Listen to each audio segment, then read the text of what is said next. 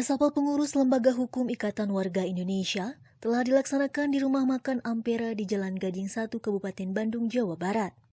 Perubahan pengurus bagi Lembaga Hukum IWSI bertujuan perbaikan positif hingga ke depan para pengurus agar lebih baik menjalankan program kerjanya.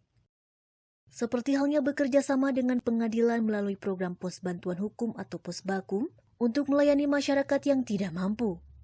Di Rumah Makan Ampera ini hari Sabtu tanggal 11 ya, telah melaksanakan resapel pengurus yang kemarin kebetulan banyak yang simpang siur sehingga menjadi trouble, dan sekarang sudah mengadakan perbaikan sehingga kepengurusan daripada Lembaga Bantuan Hukum Ikatan Warga Setia Indonesia Pusat terbentuk kembali dan sesuai dengan tuklak daripada kelembagaan.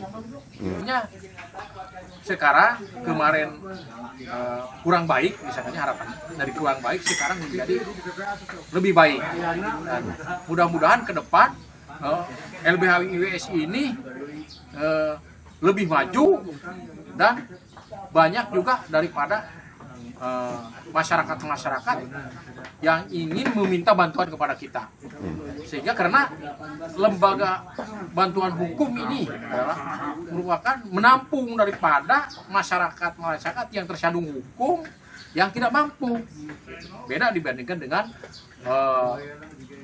advokat. Walaupun di sini banyak advokat, ya, tapi terikat dengan organisasi daripada kelembagaan ini. Assalamualaikum warahmatullahi wabarakatuh. Terima kasih. Hari ini saya senantiasa bersyukur kepada Allah Subhanahu wa taala bahwa saya dipercaya menjalankan atau menerima sebagai wakil direktur di lembaga ini. Dan harapan saya, lembaga ini mudah-mudahan menjadi lembaga yang kredibel dan santun. Kebanggaan di dalam PWSI ini gitu, menjadi kebanggaan semua masyarakat gitu, yang berkontribusi di dalam segala hal, baik hukum ataupun semua mendukung dalam segala hal atas berdirinya lembaga ini. Dari Kabupaten Bandung, Jawa Barat, Widi Herian, Hadas TV mengabarkan.